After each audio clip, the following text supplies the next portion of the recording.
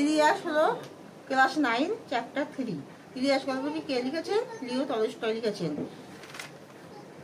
ইলিয়াসের ঘোড়া কে চুরি করে নিয়ে গেছিল? কিলিবিশিরা। কিলিবিশিরা তার ঘোড়া চুরি করে নিয়ে গেছিল। ইলিয়াস ও তার স্ত্রী কত শতাব্দী ধরে সুখ খুঁজেছিল? তারা অর্ধ শতাব্দী ধরে সুখ খুঁজেছিল।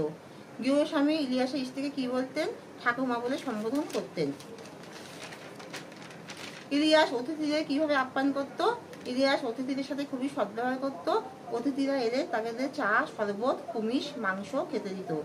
পানি ও ভোজ্য তৈরি করে রাখত। ইলিয়াস অতিথিদের কি খেতে দিত? চা, শরবত, কুমিশ, মাংস খেতে দিত।